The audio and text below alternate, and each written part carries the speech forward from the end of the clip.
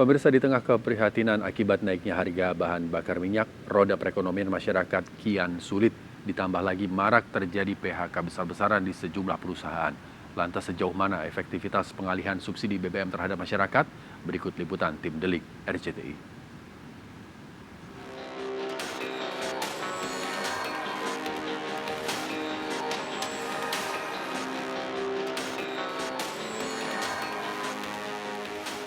Meski syarat kritik dan penolakan, pemerintah rupanya tetap bergeming menaikkan harga BBM.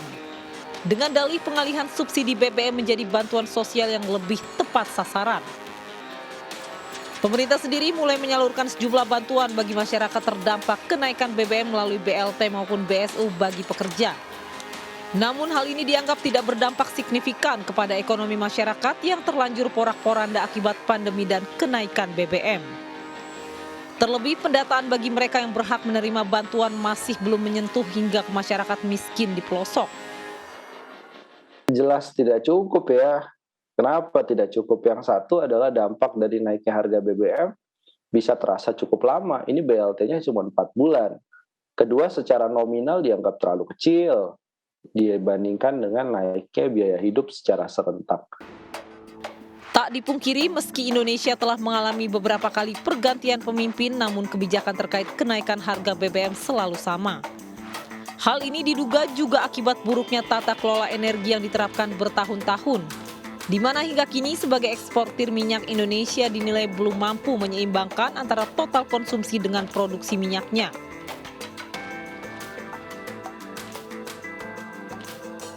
Kita menerapkan ekonomi terbuka.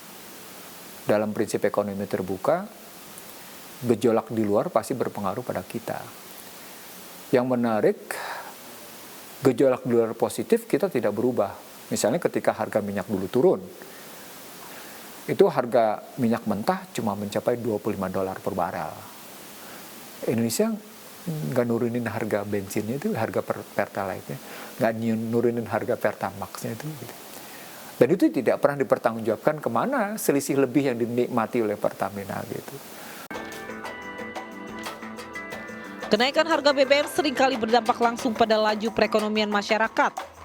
PHK besar-besaran hingga menurunnya daya beli dan hancurnya tingkat kesejahteraan selalu menjadi hal yang luput dari perhatian para pembuat kebijakan. Melalui pengalihan subsidi yang tidak menutup derita rakyat, para elit di pemerintahan seolah menganggap wajar kenaikan harga BBM. Bisa dikatakan pada kenaikan BBM kali ini hampir tidak ada resistensi maupun penolakan sama sekali dari para elit. Begitu pemerintah mengatakan kenaikan harga BBM, anggota DPR-nya setuju-setuju aja. Nggak ada respon sama sekali gitu, kecuali yang Anda sebutkan sebagai PKS, tapi itu kan sebetulnya menurut saya bukan respon substantif, lebih respon politik.